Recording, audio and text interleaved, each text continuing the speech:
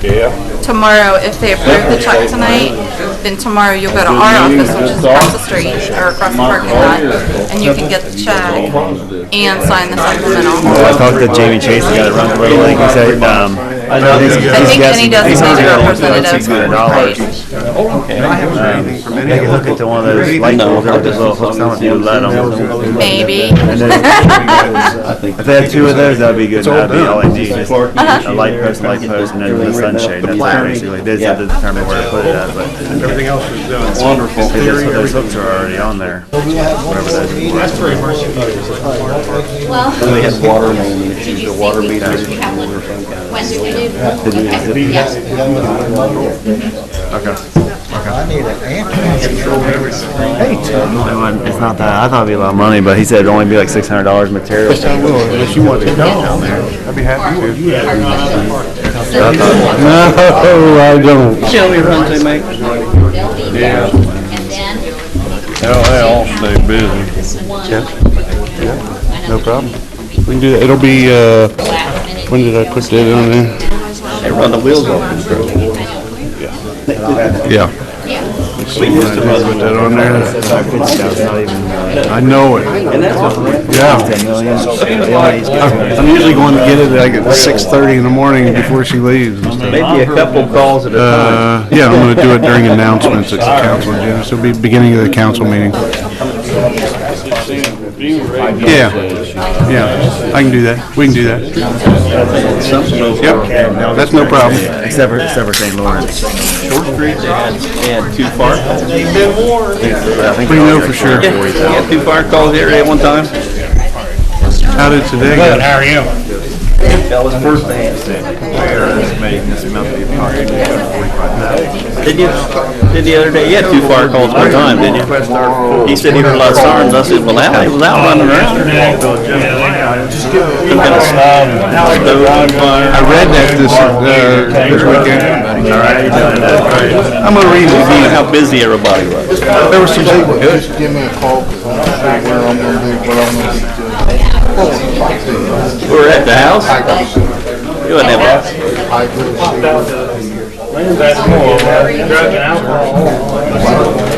You passed? Probably what you got on there. You can get one. It's got it. We'll get it there. What's up? Back into the garbage can. Johnny did. Yeah. Almost at this afternoon, comes back here. He had to go Because get the drug and alcohol. we'll just, I see. Hi, Don. I'm good, buddy. How you doing? Well, Behaving? Yeah. Behaving? if it's hashed out, you shouldn't park there. That's why it has compared to some of them. I thought you meant with his personal vehicle. Oh. They almost did that too today. Well, I went and they had worked it before tonight, the meeting. But I went ahead and put the garbage can out tomorrow. And I just backed up to come here, but I didn't. I missed it. That's what Scotty would do. He'd get the garbage can, but he wouldn't tell nobody. He'd just let it go. He's 16. Don't make issues where they ain't. Yeah, to make a call point. Crazy how quick they grow up, huh? For some reason I thought he was a lot younger. He's not really young. Hey, Lee, how are you? Thank you. I'll make sure. No, it's Mike's boys on the back there. still hanging in there. For a few of them, and they got those blue I think that's what the few of them do.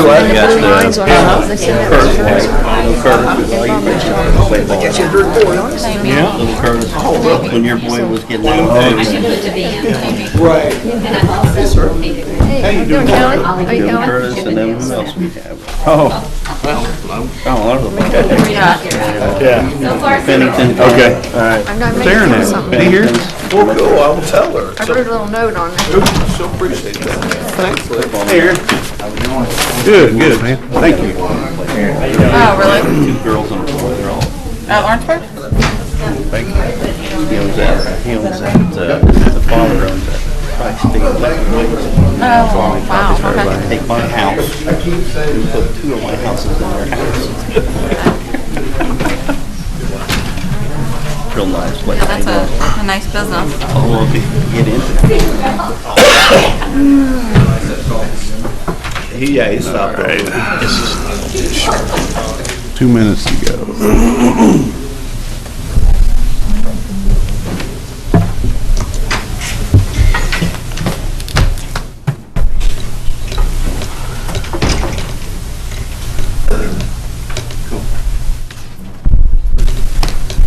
Oh, hey, Yeah. Yeah. be okay with the streets alley curves, Yeah.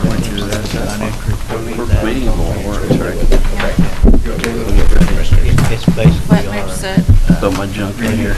Yes. point you to fire. Appreciate that. Thank you. Yes. Moving my junk here. I got No, right he's gonna get here. him now. Did you get yours? Your check? You okay with that? It's inside here. I retired. You're back now. All right. All right, I'd like to call to order the Board of Works meeting for May 16th, 2016. Who's there seated?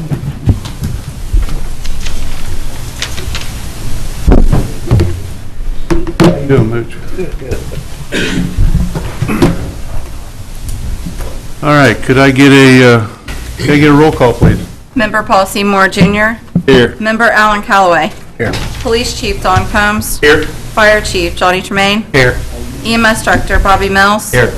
City Attorney Del Weldon. Here. Utility Director Owen Clausen. Present. President Kelly Malone. Here. And myself. All right, any announcements? Anybody up here? All right, and then I need a motion to approve the minutes of the previous meeting. So moved. Second? Second. All those in favor say aye. Aye. Opposed? Motion carries. All right, committee reports, Fire Chief Johnny Tremaine. I have no report, Mayor. All right. Police Chief Don Combs. Thank you, Mayor. The only thing I have for the board tonight is I handed out a sheet there that shows our police canine activity for the past 6 weeks, and you can just look at what we've been doing. These guys have been staying busy. They've been called out. They've been assisting other agencies as well. They've been doing really well. Appreciate your support in this program. It's working out very well. Just about a week and a half ago, one of our guys one of the K9s just got a drug dealer off the street. So it's a pretty big thing there. So you can look that over. If you have any questions, you can ask me. That's all I have. All right.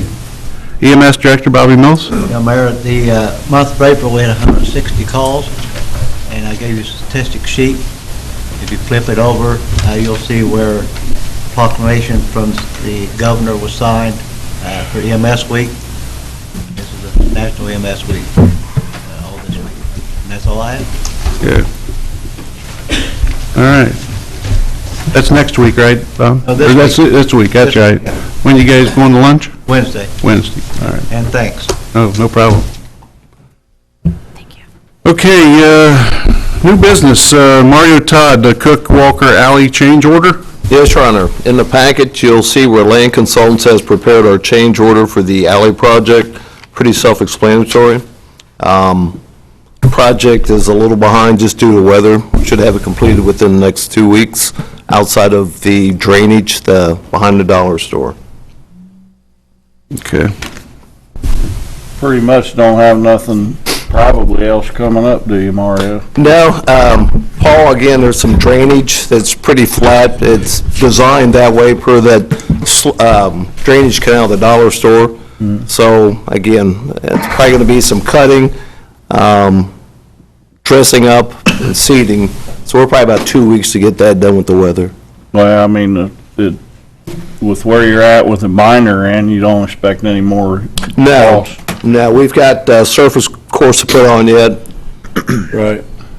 I'd make a recommendation that we pay them. They itemized it out, looked like somebody was watching it. Everything looked good to me. All right, second? Second. All those in favor, say aye. Aye. Opposed? Motion will carry. Do you have an idea where you want that to be paid from? We have, Yeah, out of the encumbrance for that project. it's tagged for the alley. I'll give you a number in the morning. Anything else? Any other new business? Old business, Del Weldon, Callaway conflict of interest? He needs to leave or? Yes. Mooch, if you could excuse yourself.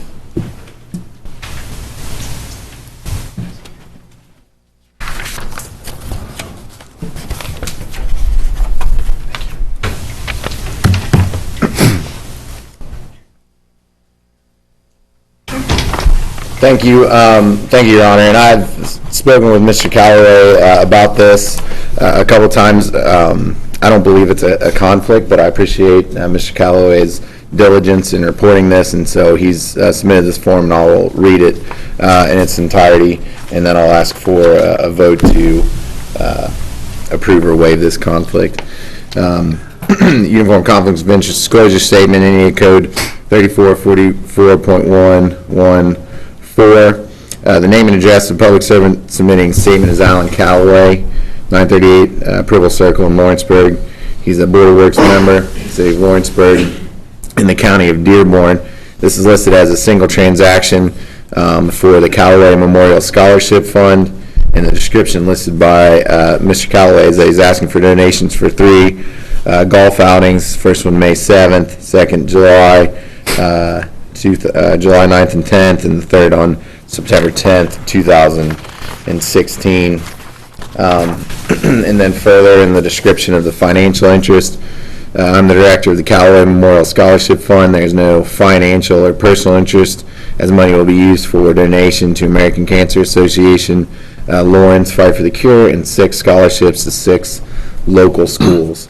And that is the entirety.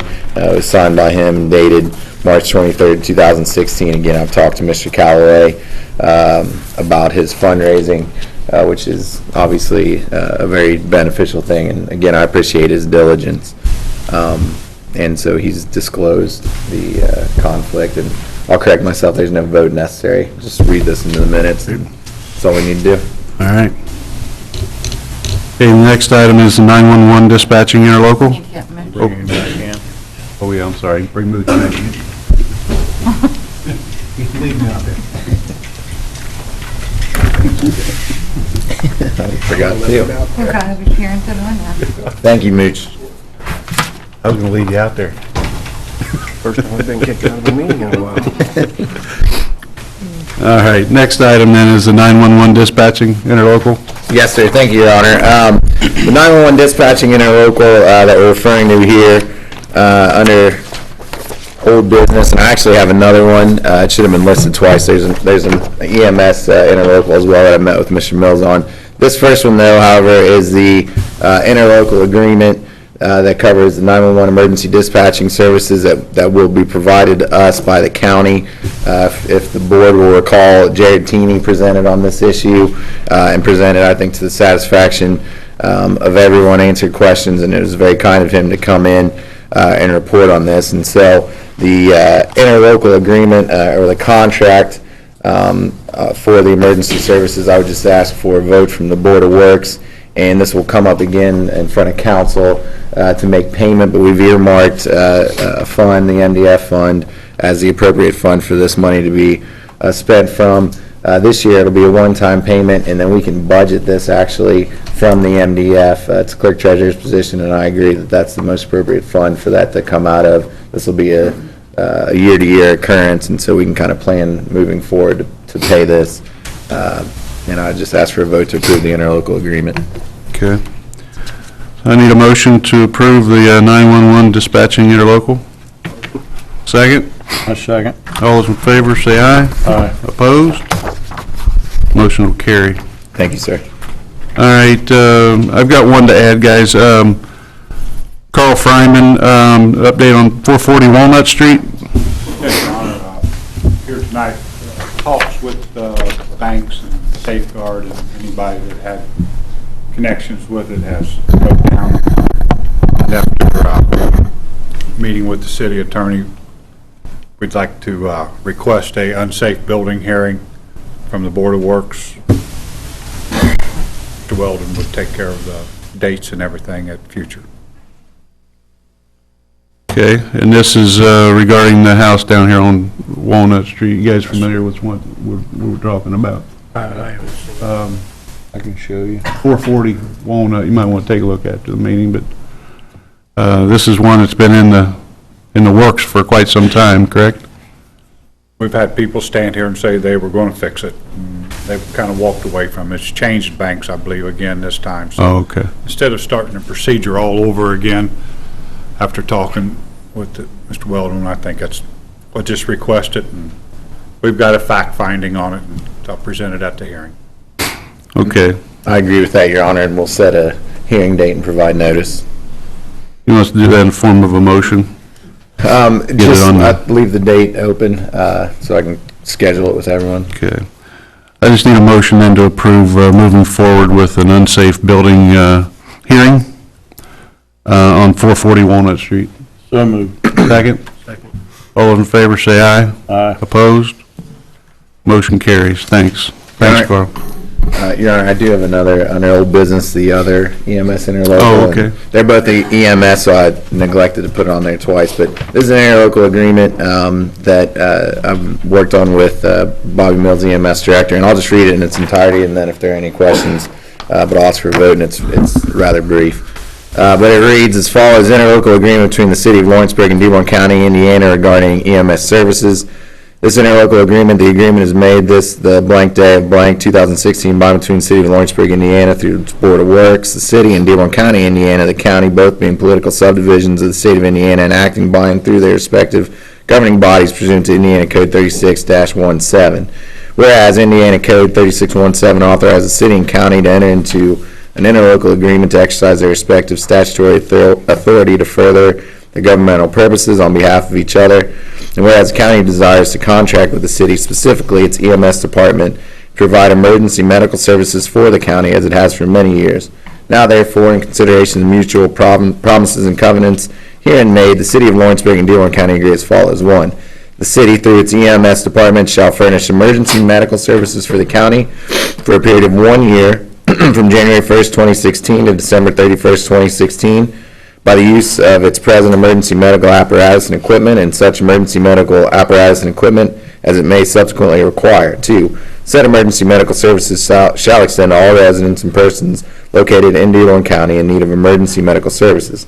3. The county shall pay the city the sum of $40,000 for 2 units per year during the term of this agreement. 4. Both parties shall indemnify and hold harmless the other party and their respective elected and appointed officials, officers, directors, employees, and agents from any and all claims, demands, and liability of any kind or nature arising from or related to the services described.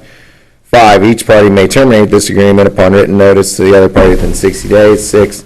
The city shall provide a financial report for the previous year to the county auditor before payment of said sums above. Given the above, the signatures affixed below indicate that the appropriate officials have the authority to enter into the agreement and have passed the appropriate legislation to authorize their signing and entering into the agreement. Mr. Mills indicated that Tyler and Suzanne with the Clerk Treasurer's Office can provide the necessary financial report. Other than that, I've reviewed this agreement. I've met with Mr. Mills. It meets my approval, but if there are any questions from the board, I think Mr. Mills is the appropriate person to ask. Any questions, guys? Not really. This has been going on for a while, hasn't it? Yes, sir. Yes. And I would recommend, if Suzanne and Brittany agree, that these funds go into MDF perhaps, since that's the fund that we're paying the 911 interlocal out of, but that would be a clerk treasurer decision. Yeah. All right, then, I need a motion to accept the EMS interlocal. So moved. Second? Second. All those in favor say aye. Aye. Opposed? Motion carries. Thank you, Your Honor. All right, no other old business? Anybody up here? I need a motion to accept the claims for board approval. So moved. Second? Second. All those in favor say aye. Aye. Opposed? Motion carries. Need a motion to adjourn. Motion. Second? Second. All those in favor say aye. Opposed? Motion carries. All right, utility board, as soon as we're seated. Need these signed? Yeah, those are the original. So, just give them to Suzanne, she can take them back with her.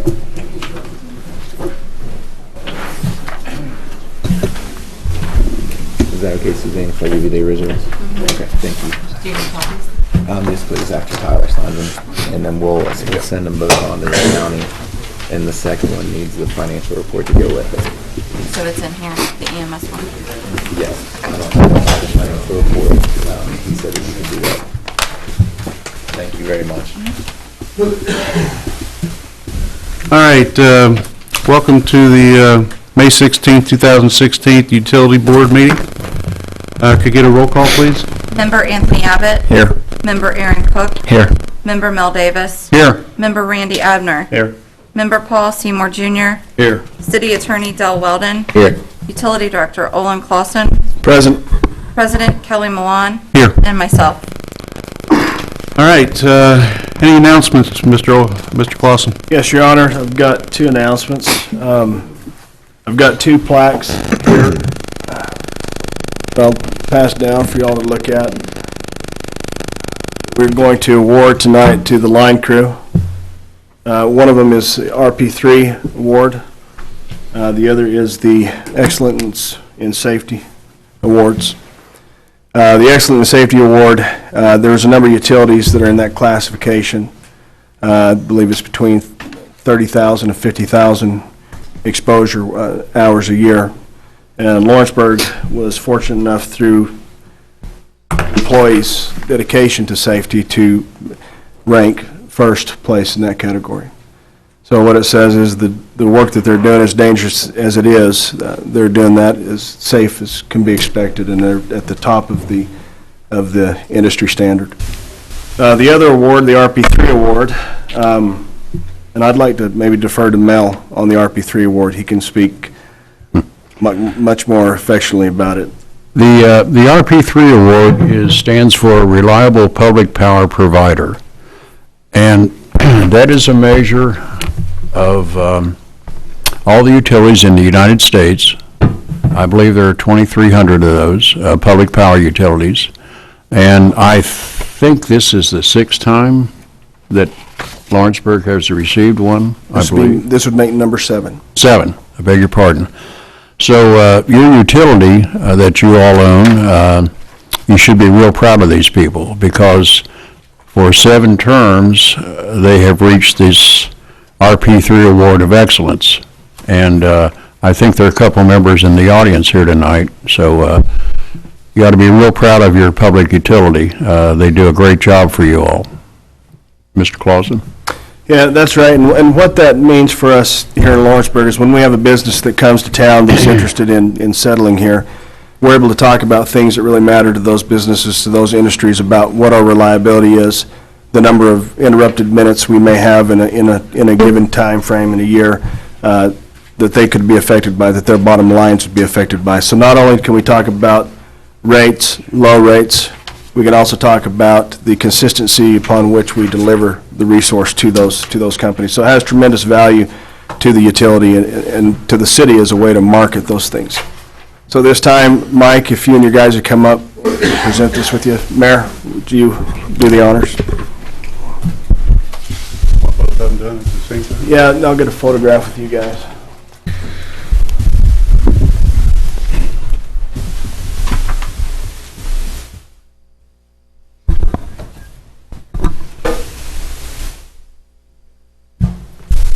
Maybe set one behind you and we'll get one and then the other. If does council want to join in real quick? We'll make it fast. You want us to? Let's put you on our Twitter feed. Yeah, jump in and, Mel, you getting this? you guys could get behind, that'd be fine.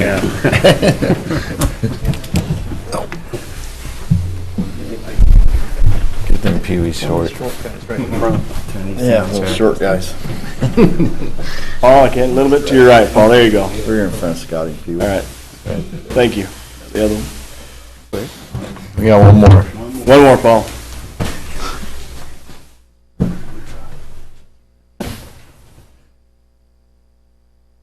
Thank you. Guys, congratulations. Congratulations, Tony. Michael, congratulations, buddy. Good job, guys. Good job, guys. Good job.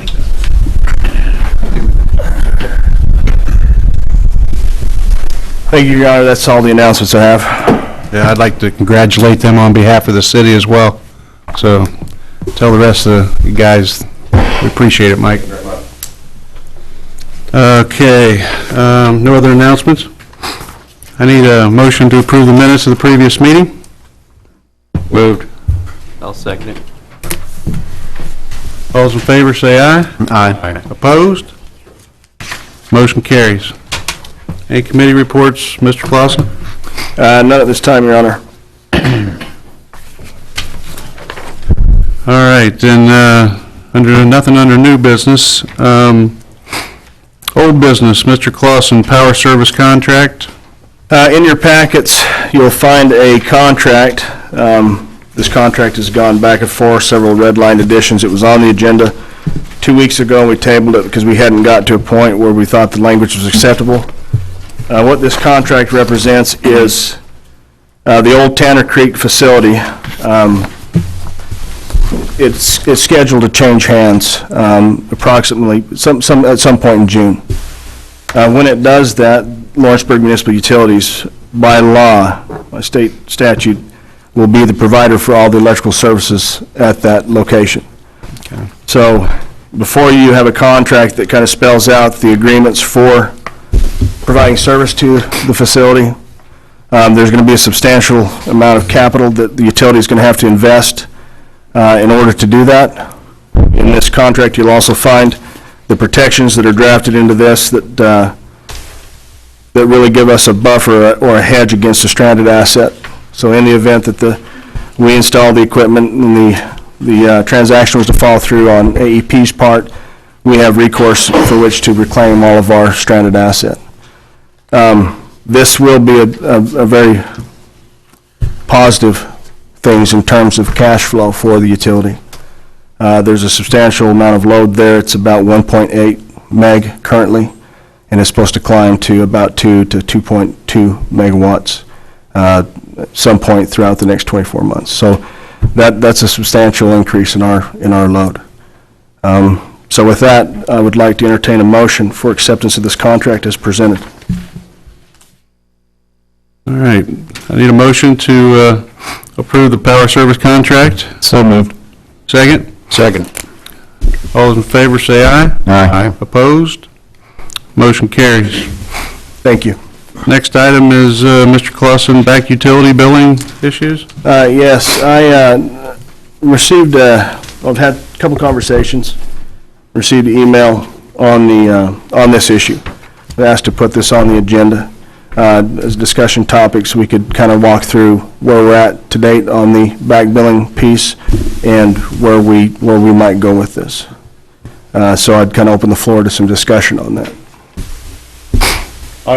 I requested it, and the reason why I requested it was because some of the people that we are dealing with here are asking me, and I know that we've had some talk on it, and I don't want to say anything wrong to them, and I just want to let them know that we're working on it. So I would just like to know if anybody can say anything about it, where we're at. Yeah, I think that we can. I think that we've obviously met and had some discussions about this, and we've weighed out several scenarios.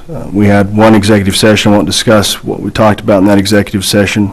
I will clarify that no vote was taken. It was purely informational based on some perceived or threatened litigation. But I believe that we do have a direction to move forward, and I think that the board can expect us to be actionable within the next couple of weeks on those things that we discussed. 2 weeks to a month, and Yeah, I think so. I mean, I think that it's kind of up to Dell and I to sit down and talk about some logistics when this stuff's going to be out, but it's going to be much sooner rather than later. okay. I know it's an important issue for this board. It's certainly an important issue for me, as well as the people that are kind of caught up in it. So we would like to get this completed and behind us. I promised them I wouldn't let it go on the back burner, so that's all I'm asking. Okay. That's All right. understandable. Any other questions? Okay, next item, is the sewer septic hookup Tower Road, Yes, Your Honor. If you recall, I believe 4 weeks ago, we had, the county was in talking with us about the residents up on Tower Road and the fact that they had been given a variance or given permission to put their septic system in. This board requested that we meet with them and get them to come up with some different numbers. They had some loose numbers here that evening, which I think everybody kind of took exception to. We've had those meetings. We've also drafted a letter to them, letting them know, and I want to explain, when the property in question was bought, it was bought without any access to Tower Road. So the property was disjointed from Tower Road. The planned egress was off of Wilson Creek.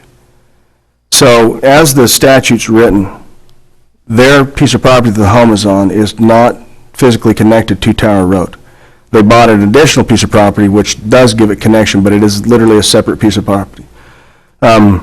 Myself and Andy Lyons, we sat down with these potential customers and walked through the issues with them, had a very good conversation with them. And we also drafted a letter to them explaining to them that even though we couldn't force them because of the properties, the technical status of the properties, that we strongly encourage that they continue to move towards putting a sewer system in, not putting in the septic, and that we would work with them wherever possible to make that happen. I've received a couple phone calls from their contractor. They are, of their own accord, moving towards completing the sewer piece and not doing the septic piece. So we've got a letter that's drafted, ready to go out to them, letting them know, look, we can't force you, but if there was a problem with the septic, we don't want you to come back to Lawrenceburg and say, hey, guys, why didn't you tell us what was going on? So we've kind of put the ball in their court, and I think they're making the right decision to go to try to hook to our sewer. It's a big investment for them. Last thing they want to do is try to cut corners on something that's so critical that could affect their property valuations long-term. good? That's all I have to report on that this evening. Any questions, additional questions? All right, next item is, Olin, is the sewer metering bid award. Thank you, Your Honor. We had a bid opening for sewer metering project over on Front Street. We had 3 respondents to that bid. We did have a low bid. We went through the packets, myself, Andy Lyons, Tyler Rainey, checked all the packets, made sure that all the materials were submitted as they're supposed to be. If you look through your packet, you'll see who the recipient is. You'll notice that all the materials are there as requested, as expected. So I'd like for approval to move forward with this award, formally award this project to TNT Maintenance. Okay. All right, I need a motion to accept, I'm sorry? Moved. Oh, let me get it out first. Okay. I just need a motion to accept the sewer metering bid from TNT Maintenance. I need a motion. Moved. Second. Second. All those in favor say aye. Aye. Opposed? Motion carries. Thanks. And just a little clarification, that the total number on this project is $144,000 if you're rounding up. Okay. We detailed in our return on this installation to be about a 5-year projection. We really think it's going to be much less than that, but we're certainly confident that within 5 years we'll have recaptured this money. Good. Good return. All right, any other old business that anybody has? All right, then I'll take accept a motion to approve the claims. So moved. Second? Second. All those in favor say aye. Aye. Opposed? Motion carries. Need a motion to adjourn? Moved. Second? I'll second. All those in favor say aye. Aye. Opposed? Motion carries. Please stand for the pledge, please. I pledge allegiance to the flag of the United States of America and to the republic for which it stands, one nation, under God, indivisible, with liberty and justice for all. All right. Welcome to the May 16th, 2016 Lawrenceburg City Council meeting. I need a roll call, please. Member Anthony Abbott. Here. Member Aaron Cook. Here. Member Mel Davis. Here. Member Randy Abner. Member Paul Seymour Jr. Here. Police Chief Don Combs. Here. Fire Chief Johnny Tremaine. Here. EMS Director Bobby Mills. Here. City Attorney Del Weldon. Here. Utility Director Olin Clausen. Present. Mayor Kelly Malone. Here. And myself. Okay, under announcements, I've got a couple tonight. The first one is mental health. Month of May is Mental Health Month, and I'd like to read a proclamation, and then afterwards I'd like to have Director Tom Talbot come up from CMHC. Whereas mental health is essential to everyone's overall health and well-being, and whereas all Americans experience times of difficulty and stress in their lives, and whereas prevention is an effective way to reduce the burden of mental health conditions, and whereas there is a strong body of research that supports specific tools that all Americans can use to better handle challenges and protect their health and well-being, and whereas mental health conditions are real and prevalent in our nation, and whereas with early and effective treatment, those individuals with mental health conditions can recover and lead full, productive lives, and whereas each business, school, government agency, healthcare provider, organization, and citizen shares the burden of mental health problems and has a responsibility to promote mental wellness and support prevention efforts. Now therefore, I, Kelly Malone, Mayor of the City of Lawrenceburg, do recognize the month of May 2016 as Mental Health Month in Lawrenceburg. As the mayor, I also call upon the citizens, government agencies, public and private institutions, businesses, and schools in Lawrenceburg to recommit our community to increasing awareness and understanding of mental health. The steps our citizens can take to protect their mental health and the need for appropriate and accessible services for all people with mental illness at all stages, and especially before stage 4. In the city of Lawrenceburg and invite all citizens to duly note this occasion dated the 16th of May, 2016. If Tom, if you come to the podium, please. Thank you, Your Honor. I'll be brief. Even though May is Mental Health Awareness Month, I would remind everyone here that really the awareness needs to be 24/7, 365 days a year. I think most of us in here probably know someone that does have a mental illness or is struggling with mental health kind of issues or has a substance use disorder. That's the common lingo nowadays in our field, or addiction, as a lot of people say. So there's 1 out of 5 Americans that has a mental health condition, and 1 out of 10 has a substance use disorder. So they're in our families, they're in our neighborhoods, and in our communities everywhere. Unfortunately, in our country, we see the headlines, and they're pretty sad. 41,000 Americans commit suicide. That was last year's figure. It's rising every year. 28,000 people in America last year died of opioid or heroin overdose. That affects us here locally, our suicide rate locally, and our heroin overdose rate has gone up substantially in the last few years. And really, when you look at things, that's probably the tip of the iceberg when you think of all the people that suffer from addiction issues and mental health issues. The good thing is that CMHC is really here to help. We're here to partner for wellness. We believe that if you have a healthy mind, you can also have a healthy body and then have a healthy life.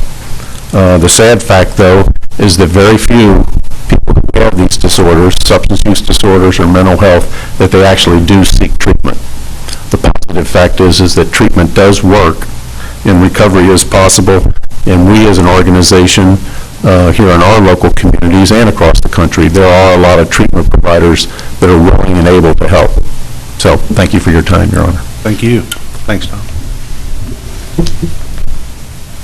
All right, next announcement I have is mainly for council. it has been asked, I know Aaron asked about it earlier this year, and then Tony brought it up last week about the different committees that council folks chair and will have responsibility to. And tonight, what I'd like to do is just give out those appointments. Aaron, if you would take streets, alley, and curbs. Tony's going to take finance. Yes. Randy, you're going to take fire. And Paul Seymour will take the parks. Everybody okay with those? Yep. So at the meetings, you'll give updates on your particular area, and we'll do it during committee reports. Okay? Thank you, and I apologize for being tardy with that, guys. The last announcement I have is another positive one, and actually we're going to be talking a little bit about this under new business, but so the timing is very appropriate. Received a thank you this week. It says, Mayor Kelly Milan and Lawrenceburg City Council, I wanted to thank you for allowing me to participate in the Paul Tremaine Scholarship Program for the past 4 years. This money was very helpful toward my education. As you can see, I am graduating from Xavier University with 2 degrees, a Bachelor of Science in Business Administration with a major in Marketing, and a Bachelor of Arts with a major in Economics. I am interviewing and very confident that I will find a job that is suited to my majors. Again, thank you for playing a huge role in my education, Michael Lynch. Speaking from my experience, I mean, I've had two of my 4 children take advantage of the Paul Tremaine Scholarship. I have a 3rd graduating high school this year. What a great opportunity it is for our kids. And I'm sure everybody in this room probably knows somebody that's taken advantage of that, or you as a parent have been a recipient of paying a little bit less money for your child's education in college. So I just wanted to read that. Not all the time do you get these thank yous, but this is a young man that has been, he obviously seen the importance of what that scholarship could do. That's all the announcements I got. Anybody got anything else? Okay, and then I'll take I'll accept a motion to approve the minutes of the previous meeting. So moved. Second? Second. All those in favor, say aye. Aye. Opposed? Motion carries. Thank you. Committee reports, Fire Chief John Tremaine. No report, Mayor. All right. Police Chief Donnie Combs. Thank you, Mayor. I handed out to the council the police canine activity. We've been doing real well, and I just appreciate everybody's support on the council for this. The guys have been doing really good, and we're getting a lot of work done out there. So the second thing that I have, Mayor, if you have any questions on that, you can ask me about it. The second thing I have, so I had mentioned this in the last meeting. I had met with a young lady and her husband. Her name is Kim Malloy. They teach a self-defense class around the communities, and she had come to me asking if we could teach it in our area. She invited me or someone to go last week. She did one in Gulf Manor, so I sent somebody there, and they came back to report. It's very well needed. It's a very thorough system. They work through the Blower Tactical System. What it is, it gives each community member, each citizen an opportunity to see how many ways that we, as a law enforcement, can provide a safer, more responsible community in our area. What they do is they bring in their own equipment, and they just would like to have a place to hold this. And I would like to host this and do this. Now, our PD is just a little bit small to do this, so I reached out to Mary Beth Hedrick, who runs the community center, and she's willing that we can have it there. I also reached out to our attorney to get some waiver of liabilities for this. They have their own waiver of liabilities that they do, but I think we need our own, and our attorney is marking them up. So what they want to do is they want to advertise, and they want to hold this. So what I'm asking tonight is the council approval that we can host this self-defense class for our citizens. If you have any questions, you can ask me. Any comments, or? I'd like to make a motion that we take Mr. Combs' recommendation and let him move forward. I'll second that.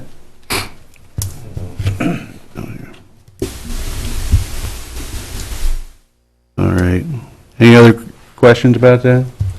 I'll just say briefly that I have met with Mr. Combs on this issue, and I think that we're definitely okay to go forward with the self-defense training, and I'll have a waiver in addition to the waiver that the company does. This, coupled with the firearm safety training that LPD has done, is just another example of the community outreach they've been able to accomplish in such a short time. I think it's wonderful. I think it's commendable of Chief Combs' administration. We have a motion on the floor and a second to, all those in favor signify by saying aye. Aye. Opposed? Motion carries. Thanks, Doug. Anything else? Go ahead. All right, EMS Director Bobby Mills? It's just council should have in front of them the statistics for April's runs, and on the other side is the proclamation of the EMS week by the governor of Indiana. Supposed to be 50 years of modern EMS for the country. So 50? 50 years anniversary, yeah. And that's all I have. Okay. Thank you, Bobby. All right, new business. I've got one. Myself and Mr. McCarter, Mr. Gailey, Mr. McCarter from the Foundation and Mr. Gailey from Lawrenceburg Community Schools have been talking about, there's a, I don't know if everybody's aware of this or not, but over at Lawrenceburg, we partnered with Vincennes University. Well, how many years has this been now, Mr. Gailey? 4? And what it is, it's a college within a high school. I believe this year there will be 11 students obtaining an associate's degree while they're graduating from high school. It does a couple different things. What we've noticed is there's more kids taking advantage of these classes, so it may spark an interest of more of them going on to college that may have not necessarily went, because I think they understand that they can do that. A lot of times kids get scared and don't think they can do it or whatever. But another one thing is it's about a 50% decrease in credit hour cost. Is that correct, or close to that? Probably less than that. Really? Well, so it saves the parents money as well. What had been asked in the past and what we discussed was, is there a way that we could use part of the Tremaine Scholarship Fund, the same amount of money as we send over there, the $400,000, I believe it is, right, Fred? And utilize it for these kids that want to take advantage of college classes in high school. They came up with an idea that'll work. Like I said, it's just creating a paper trail, more or less. It's not going to be any additional monies. But what I would like from council is the blessing to move forward with that if you're okay with it. But they're here to, if you have any questions, they'd be happy to answer them, or I can, or whatever. But it was just a way to try and help these kids pay for their college while they're in high school. Are the ones that are taking advantage of this, does that mean that they can get their 4-year degree 2 years after they're out of high school? Yeah, They have the ability to do that, yes. So what we try to do with the partnership is put them on 2 different pathways. Some to get what's called a Gen Ed 30 certification, which is 30 credit hours, which is equivalent to 1 year of college, or all the way up to an associate's degree, which when they graduate, which is 2 years, which then that would transfer to the college university that they go to, which, yes, would potentially reduce up to 2 years, 1 to 2 years of college. That depends on their major. Depends on the major. Would if these kids take advantage of it, say when they're a junior, are they still going to be, we're not cutting them short if they have to go more than 2 years of college? This doesn't impact the agreement with the 4 years afterwards, so this still qualifies them for the 4 years after they graduate high school. So it would help them while they're in school defray that cost, and then they're still eligible for the 4 years, the $1,800 for 4 years after they graduate from Lawrenceburg High School. Okay. So this is not going to be deducted from the 1,800 for the 4 years afterwards? No, they're still eligible with the 4 years after they graduate. So then it would be extra money then, wouldn't it? No. Okay, Well- they're wrong then. But we're not sending over any additional monies. Okay. No. What about the volunteer hours? How are we doing those if we're awarding them? What It's just we've discussed is nothing would change with the current Tremaine scholarship.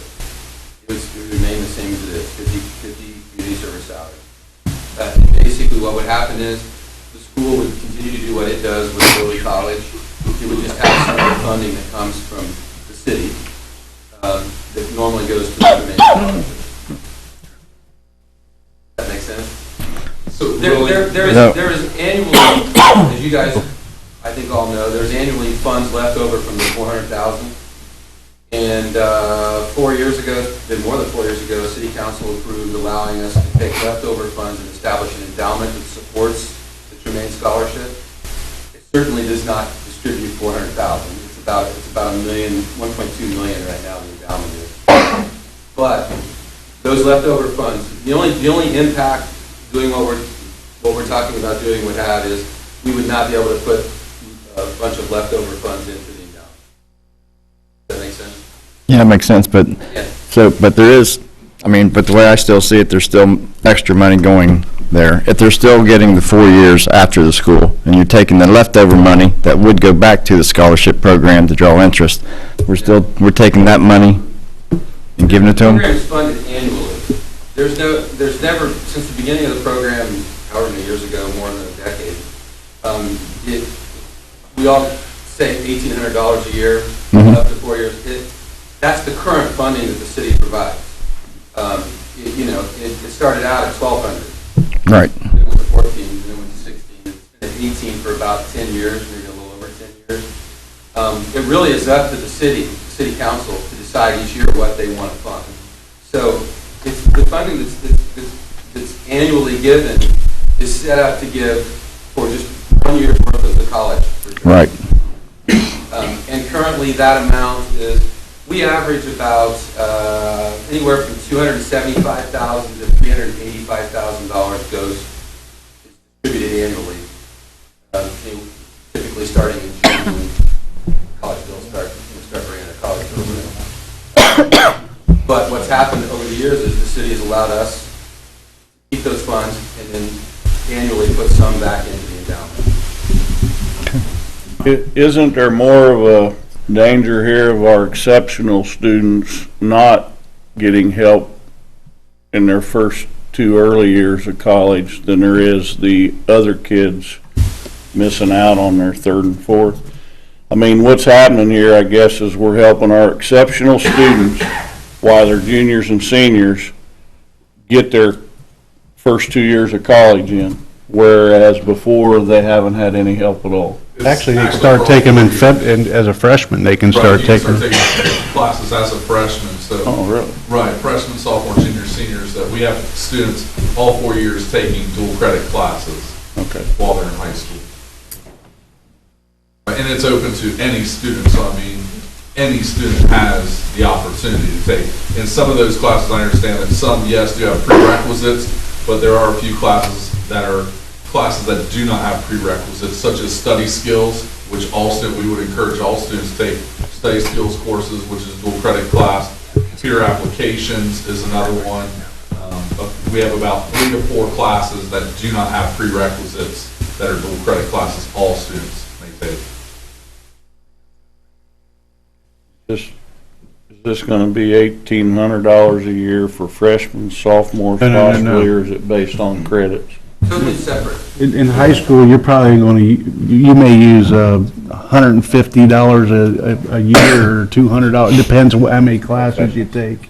Right, so the $1,800 is totally separate. That's still there for the graduates for 4 years. It's basically any money that's remaining could be applied towards the early college classes. So if there's money that's left from that money, it could be applied towards it. Now, there could be years where it may not fund the full thing, it's just reducing some of those bills.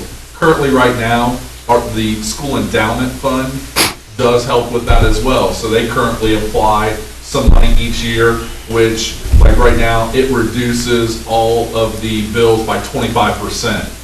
So it takes a portion off of the early college bills, is what the endowment currently does. So what this would do is help with that, either reducing it or, depending upon the amount of money, eliminating that, depending upon the amount of money. Any other questions? Don't you satisfy your question? All right, so I guess I just need a motion to, add to. We're not doing anything with the Tremaine Scholarship. It's just utilizing the excess funds for the early college program, I guess is. Additional flexibility. Yeah. So I need a motion to do that. Moved. Second? Second. All those in favor, say aye. Aye. Opposed? All right, motion carries. Thank you. Corporation thanks you for that flexibility on behalf of the students and families of the school corporation. All right, Mr. Gailey, three county school grants, did you want to say anything about that, or we signed off on those? Those grants? Well, yeah, here he goes. Just a couple words, but I just want to introduce, there are representatives from all school corporations here, so I want to introduce them, because on behalf of Lawrenceburg Community Schools, I did want to come forward and thank you for your continued support, commitment to the school corporations. I do understand that funding is being reduced here by the casinos, and we just greatly appreciate the continued support by the city to be able to help us out with that. It does help with different activities, funds, and groups through the school corporation, so Lawrenceburg Community Schools thanks you. I do want to recognize their representatives. Mike Odar from St. Lawrence, Principal of St. Lawrence is here. Tom Harris, the Director of Support Services from Summon Dearborn is here, and Dr. John Murley, the Superintendent from South Dearborn is here. So I don't know if they wanted to say a word of thanks, but on behalf of Lawrenceburg Schools, I wanted to thank you. Thank you. I too would like to express my appreciation. We use the money, schools are facing budgetary challenges just like the city is. This helps us do a lot of things. We're using the money to employ a Connect counselor, which is a kind of an attendance counselor that goes out and meets with the parents. It's helped us go to a one-to-one initiative at South Dearborn. It helps pay for our special ed co-op, ROD, and does a lot of things that we couldn't do without the money. So we know that you're facing budgetary challenges too, and we just appreciate all that you're doing for South Dearborn. Thank you. Anybody else? If I could, I'd like to, I didn't have it on the agenda, but Mr. Reedy from Reedy Financial Group is here to just give us an update on what we had talked about at the last meeting about the non-reverting funds. So if he could come up and explain.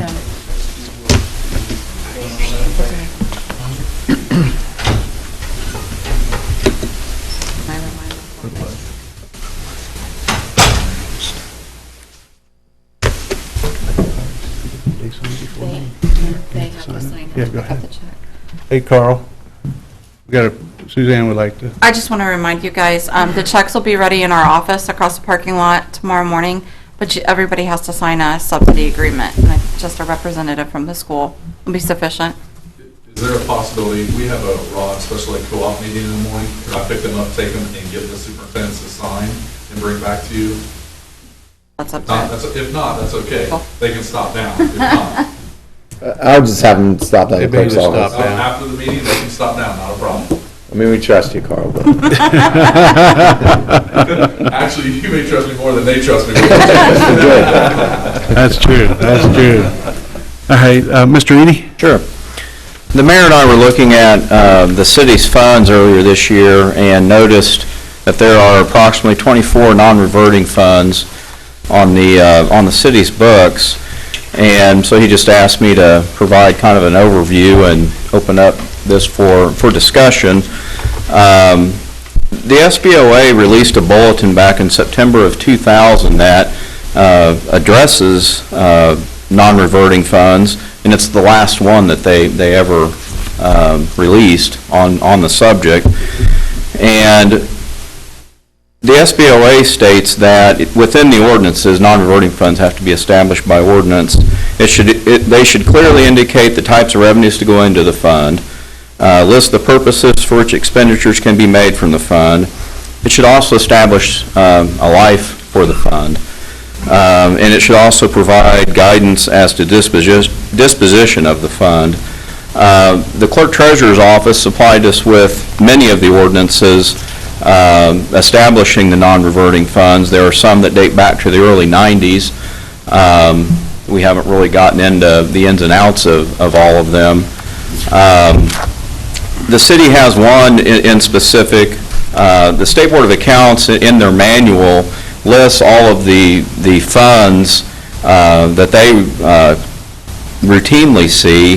The one non-reverting fund that's in there is called Parks Operating Non-Reverting, which the city has. The other funds that the city has currently aren't specifically listed in the Board of Accounts manual, so then they would fall under other funds, which the Board of Accounts certainly will allow the city to establish. And with that, anybody have any questions, comments? Go ahead, Mel. Do we have, how many ordinances do we have to prepare, Mr. Reedy? I think, James, weren't there 20?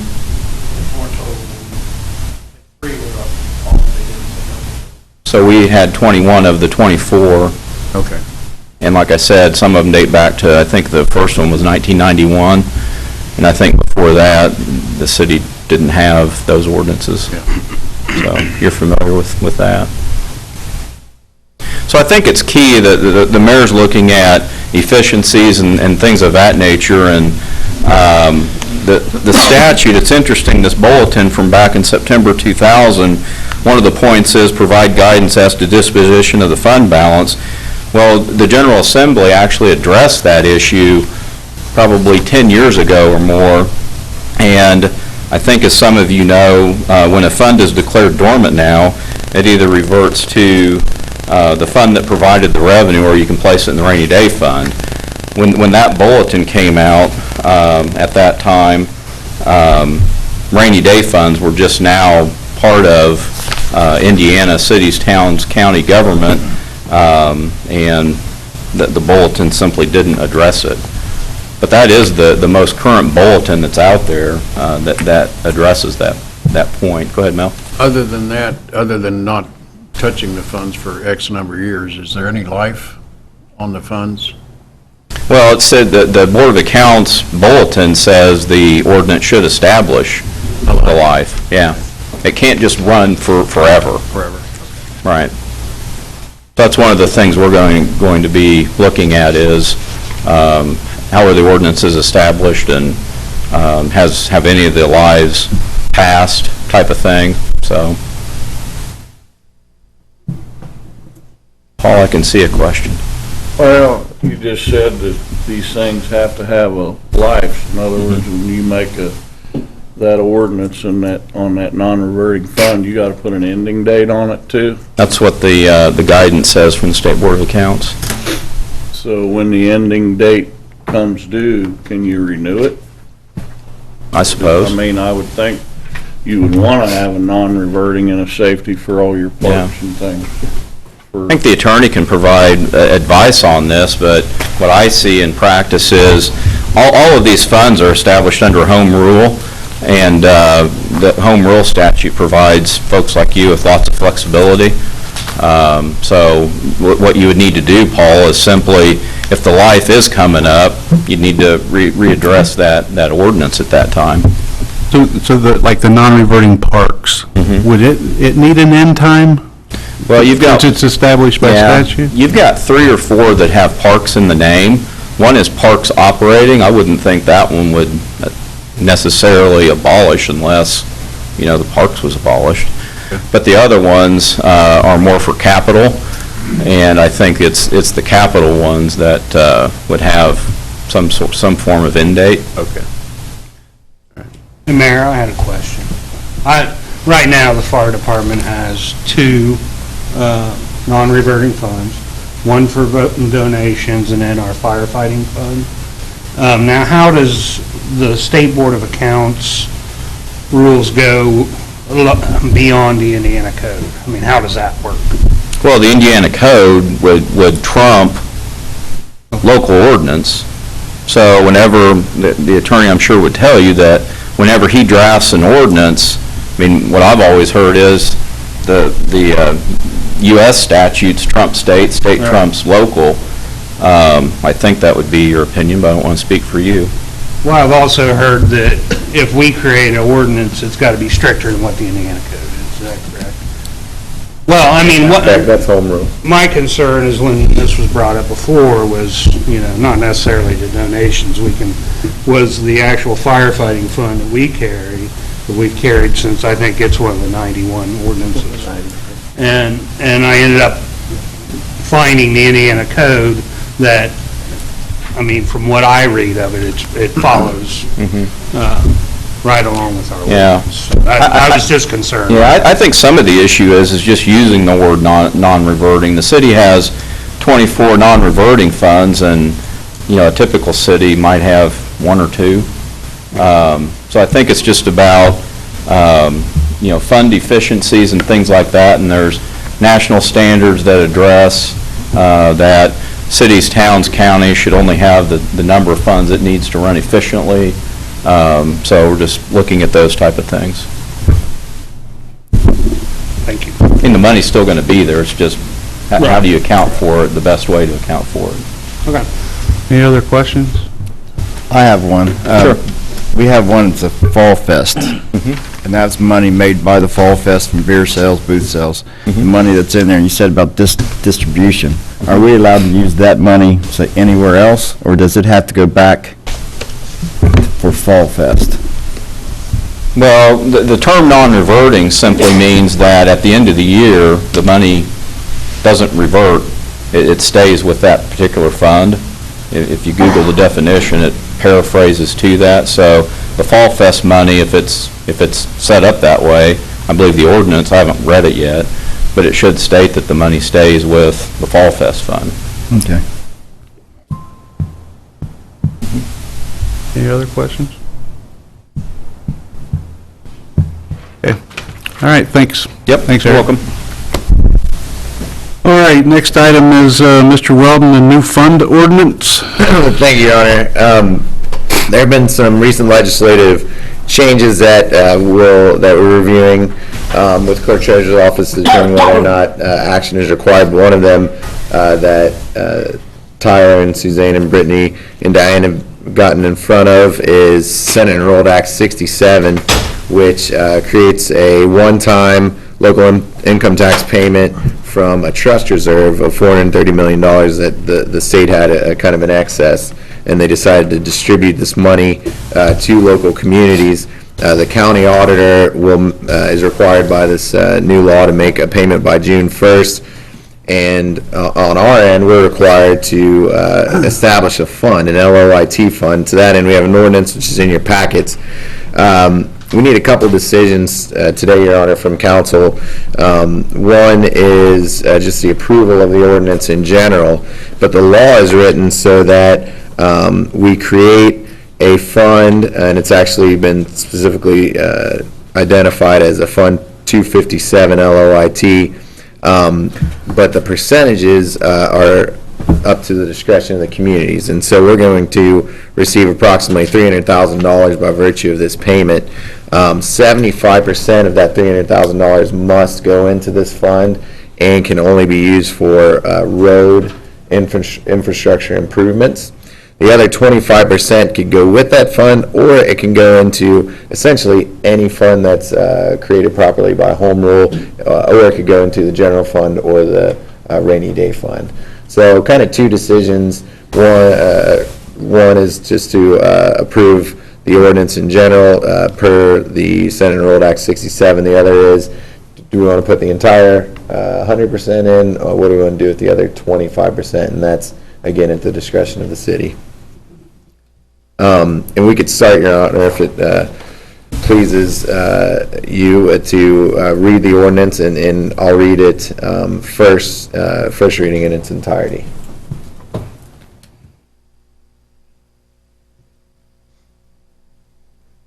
Thank you. This is ordinance 8-2016, an ordinance creating an LOIT Special Distribution Fund, parens 257 for the city of Lawrenceburg, Indiana, whereas the city of Lawrenceburg receive a supplemental distribution required under Senate Enrolled Act number 67, and whereas a restricted portion of the distribution, at least 75%, shall be deposited in the LOIT Special Distribution Fund as designated by the Indiana State Board of Accounts. It is therefore ordained by the Common Council of the City of Lawrenceburg, State of Indiana, 1, the City of Lawrenceburg shall and does hereby establish an LOIT Special Distribution Fund. 2, those funds shall be spent exclusively for infrastructure as specified in Indiana Code 6-3.6-9-17B, H1A rather.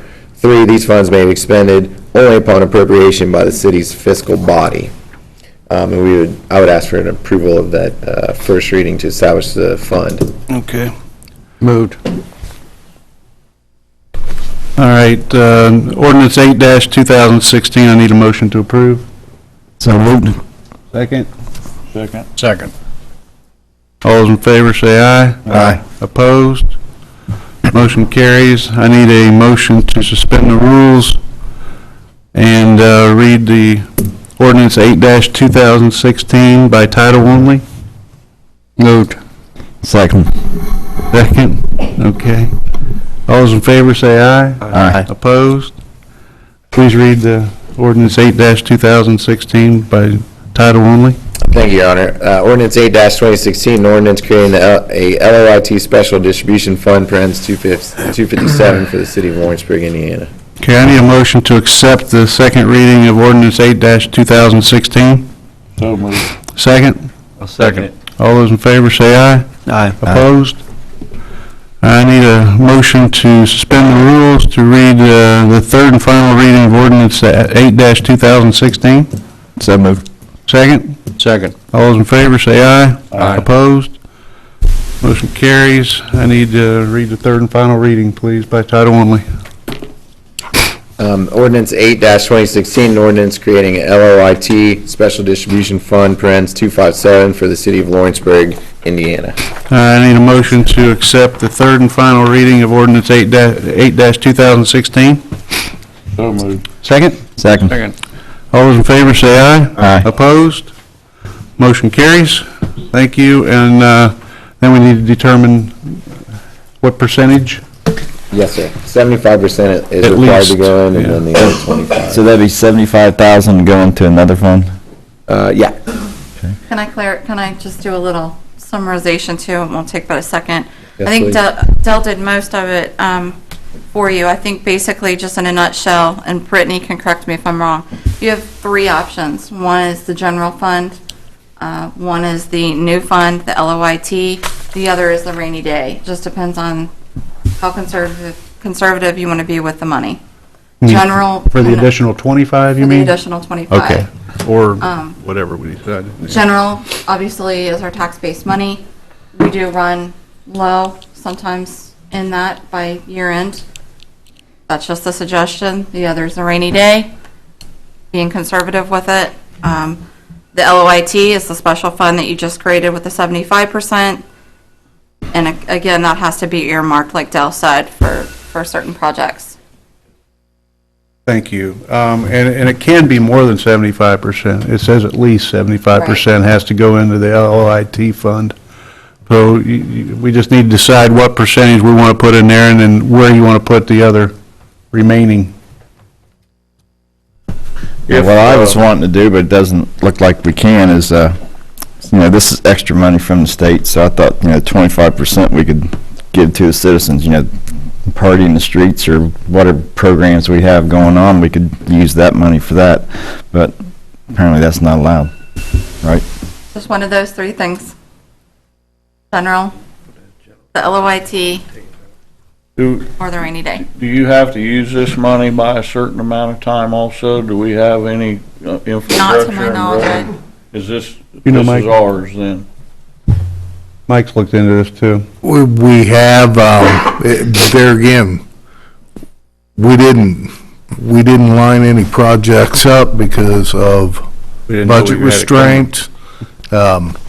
There again, that's going to be kind of discretion of the Board of Works on accepting newly determined projects. I guess that's going to be a choice for you guys.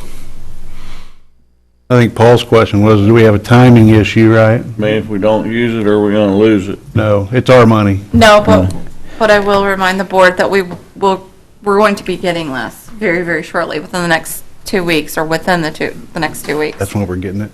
And, right, and it has to be before June 1st, or by June 1st, I think is how the language is read. We're going to have to know where to receipt it in. I'd like to put it in the town and in the infrastructure, however we do it. I'm sure that that's what this is intended for. And I'd like, if it is in there, I'd like you guys to come back to us with the project that you might want to do. I mean, you could put all 100% into LOIT if you guys want to. I mean, that's... You're suggesting 100%? I'd like to put 100% of it in. I was thinking I had to sign that. I mean, we're not exactly poor. If we want to do something else, we can do it. I'd just like to see it all spent on infrastructure, if that's what it was intended for. Can you find $300,000 worth of stuff to do, Mike? Tell you what, we can sit down this week and work on it. Won't last very long. What do you guys think? You guys think anything, Aaron? Tony? And also, guys, infrastructure is not only roads, but I mean, it is utility, sewer, and whatever else it might be. Look at him smiling over there. Yeah. Well, it does, first, It specifies, I think. it has to be used for road equipment or materials. But the other 25% can be any legal purpose. The language is any legal purpose. It can be for basically for anything, the other 25%. Form of a motion, percentage? I'd like to do a motion on 100% on infrastructure. Goes to the LOIT fund then. Yeah. All right. Do I have a second? Second. All those in favor of making the percentage 100% to go into LOIT fund number 257, signify by saying aye. Aye. Opposed? That's where it's going. Let's get some projects. Oh, I've got lists of them. Yeah, okay. Hey, would that include trees, sidewalk trees? Yes. Yep. Get around and get all them trees replaced. We've got dozens of them, dozens. He's already thinking about that. Already thinking about that one. Yeah, that's a good spot to go. Okay, thanks, guys, everybody. Next item is Mike Clark, Eichel Brewer and Lewis subdivision replat of the lots 307-311. Thank you, Your Honor. The Lawrenceburg Redevelopment Commission has submitted a replat of those lots. It's already gone through the Plan Commission, been certified. The Plan Commission has now forwarded this on to Common Council, requesting your acceptance and approval. Okay. I need a motion to accept the replat of lots 307-311, otherwise known as Eichel Brewer and Lewis subdivision. Moved. Second? Second. All those in favor say aye. Aye. Opposed? Motion carries. Thank you.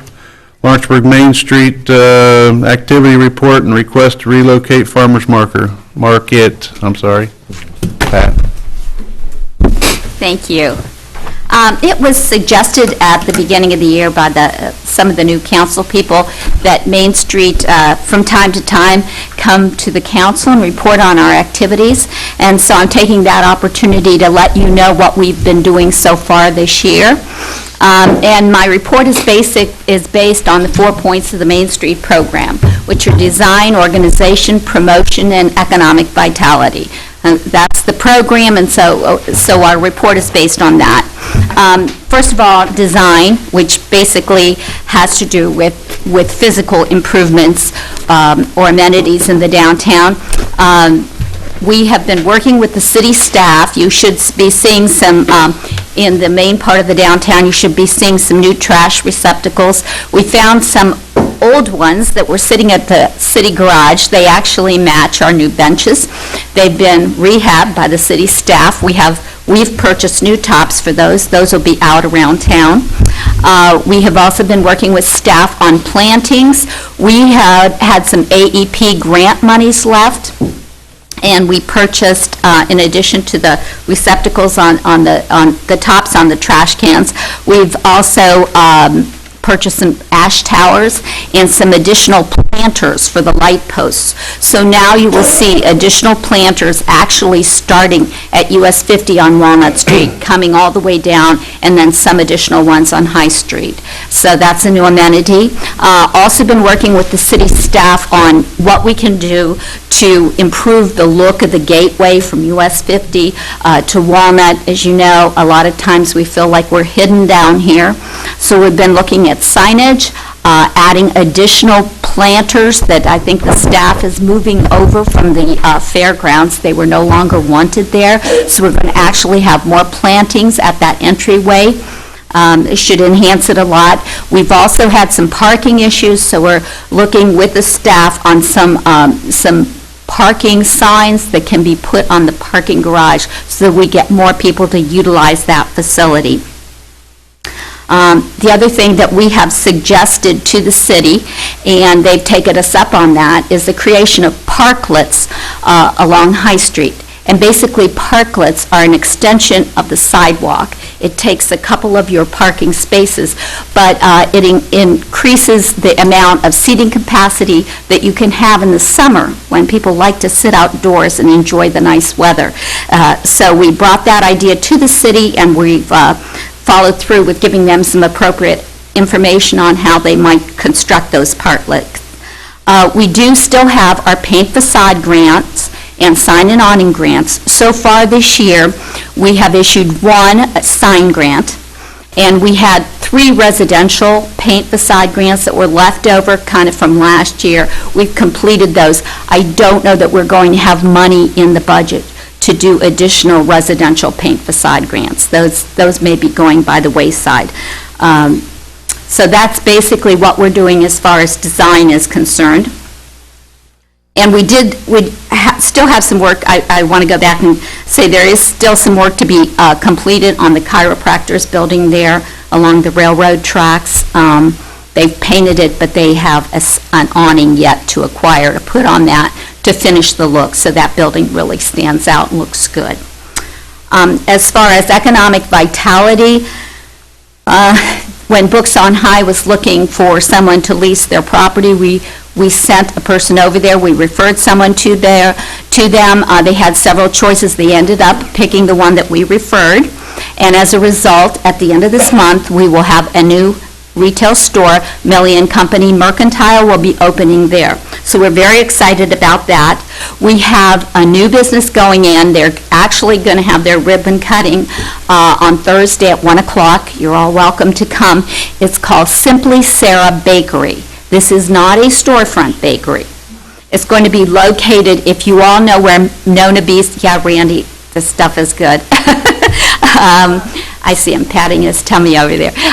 Where Nona Bees used to be located, okay, they're moving in there. So they'll be made to order cookies, cakes, and cupcakes. She's starting out that way. We hope she grows. We've also been working with a property owner at 84 East High Street.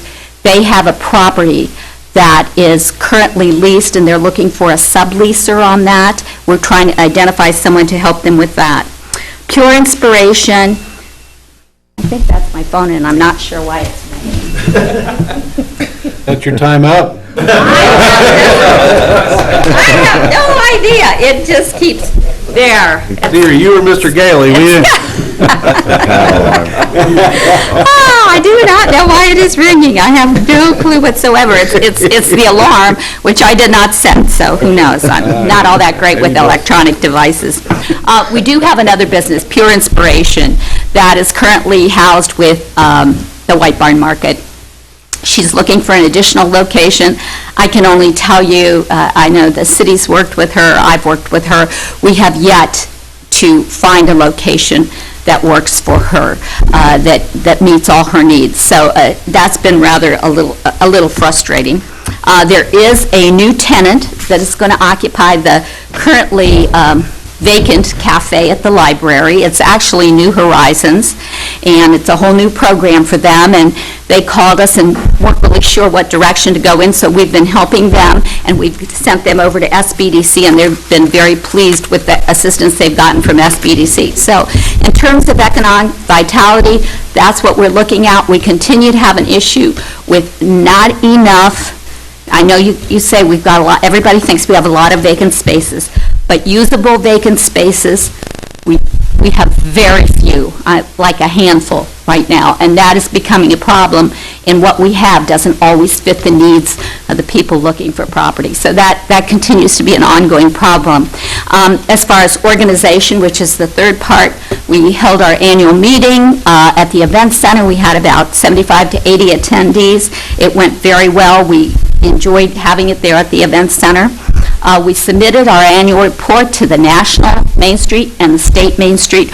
We've received accreditation, so we're certified again. We've submitted all our entity reports to the state, and what they tell us is because of the amount of money we receive from the city, we are required to do an annual audit. So we have someone who, we can't actually contract him with them until the city, until the state approves them. But they've done our audits before, and they will be back to do the audit again this year. We've introduced a whole new website to better serve our membership. We've facilitated meetings with the merchants and meetings between the merchants and the mayor. We attended the Okra Regional Conference that was held here at the Event Center, and that's kind of part of our ongoing training and education to better help Main Street. So that's what we've done organization-wise. Promotion-wise, been extremely busy. We have put together, organized, and we're ready for our Music on the River 2016. We have 12 concerts set up beginning on June the 9th all the way to August the 25th. So it's a very, very full schedule, very good, a lot of diversity in all the band selections. We've got 3 Party in the Streets planned. The first Friday of June, July, and August. There will not be an Oktoberfest this year. We've eliminated that. There are quite a few other things going on, including the Fall Fest and the Bicentennial in September, and we think that's more than enough activities. We had our pub crawl. We only sold about 80 tickets, which is a little low for us, but it was very interesting because there were a lot of people in the bars downtown with their green on and their St. Patty's Day, and they hadn't bought a ticket. So the bars did very well, and we got some really good feedback from them. So we accomplished our purpose. We got people to come down to our businesses. We're planning a yard sale and community yard sale and youth fest for July the 16th. In addition, we're currently administering 2 city events, the boat race and the bike race. And I can only say that's taken up a lot of time. It's the first year for the boat race, and we've been involved in everything from putting the committees together, working with the promoters, coordinating all the efforts with safety, logistics, the vendors, contractors, marketing, sponsorships. I think both events are coming along very well. We're giving it a good try for our first year. So I've been working with Mel on that committee, and I think we're going to do well, and it's very exciting for the city. We're also reorganizing the farmers market and looking to move the location, and when I finish with my report, I'd like to ask you for permission for that. In addition, on promotion, we've been doing a lot of advertising and marketing. As you know, we've implemented the kiosk program. I came before you last week, or the last meeting, about that. We have a lot of brochures and maps that we distribute on behalf of Main Street. I think there's more than 5,000 of these out here. We give a lot of them to visitor and tourism. They distribute them to everybody. We're constantly updating these. We're working with the local merchants to develop a promotion that is actually going to get some of the Music on the River people who come and seem never to step foot into our businesses. We're trying to get them to come early and come into our businesses. We have some other special promotions. We're working with the Teacher Appreciation Day, which we did last year with the schools, that went very well for us. We have a billboard program which began in January. We have a billboard eastbound, one westbound, and each billboard is featuring one of our downtown businesses. It's a subsidized program. It's intended to build foot traffic, so it focuses on retail and restaurants. We joined the Welcome Wagon, which means that every month we get the names and addresses of all the new people in our area. We can share those with our merchants so they can reach out to them. We've completed a project that was a joint project with the city. It's a presentation folder. This can be used by the city, Main Street, Visitor and Tourism, the chamber, the utilities. You can put whatever information you want in it to tailor it to whoever you're talking to or whoever you're trying to get interested in Lawrenceburg. We're actually putting one of these together that's going to be a realtor packet for all the realtors to give out. So I think that pretty much, we're working with the library and Oxbow and the prosecutor's office with their conference. Anybody who's bringing anything to downtown, we're trying to make the most of it and get the best advantage for all of our businesses down here. So that is pretty much what we have been doing. It's been quite a few busy, very, very busy months. And with that, I would ask you for permission to be able to move the farmers market to Newtown Park. It has really struggled where it is. There's not much visibility, and we have difficulty, retaining vendors for one thing. That parking lot is very hot in the summer. That asphalt is terrible. Newtown Park is lovely. It's got great visibility. It doesn't get to be used very often, and I think it's a nice way for the community to be able to enjoy Newtown Park. So I would ask for that permission. All right, any objections to Pat moving the farmer's market to Newtown Park? I think you got it. Okay. And is everyone all right if the first party on the street so far, we've gotten approvals to move it to the corner of Vine and High Street. Tomorrow, Johnny and I are going to look as far as emergency, and we're hopefully go down with Olin too and check out for the electric, if you're okay with that. It is one less time that we have to block Walnut Street for the event center. I think the plan was to try and accommodate all three establishments. Right. So do one on that end of High, and then on this end of High, and then Walnut Street, maybe the last one? Okay. That's what we're hoping for. That makes it fair, it moves it around, and that takes 2 fewer times that we're blocking Walnut Street, because already in June, we are blocking it on 2 Friday nights for the boat race and the bike race. Any objection to moving it around to share the wealth, so to speak? Okay. Got it. Thanks for all your help. Thank you for your financial support. That is obviously very important to us, but above and beyond that, all the moral support you've given us. Thanks so much. Thank you. Thanks, Pat. Yes. In addition to what Pat said about the kiosk, I think at the last meeting, council asked Tyler to find money for that kiosk. Was that question answered?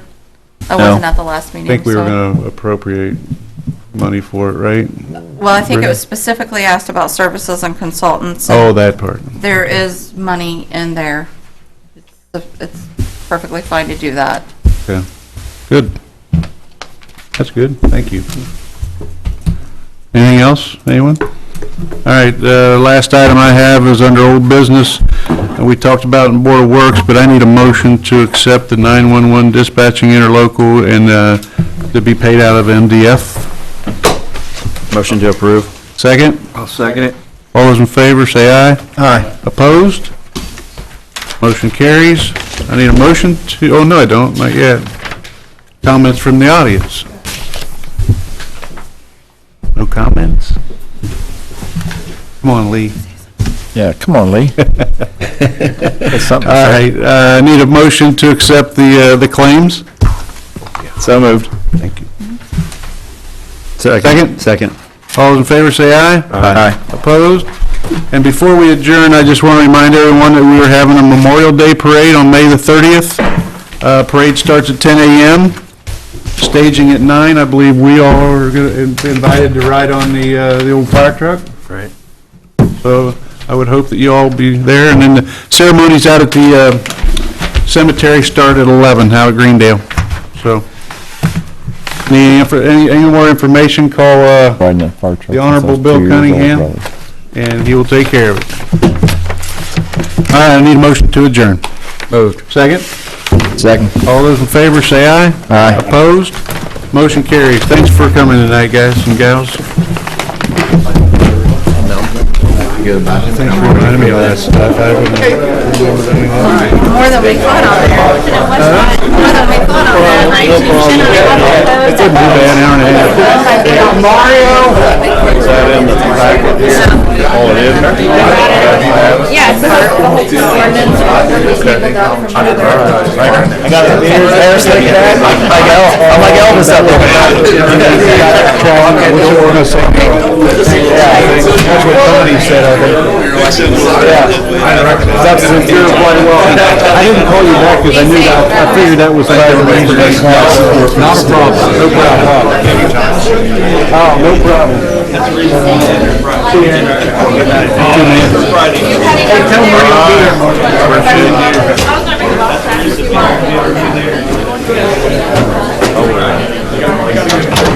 For a while. I'll try. Oh, yeah, yeah. Yep, I seen it. It's gonna be part of his lease too. He knows. I don't need one. He knows that.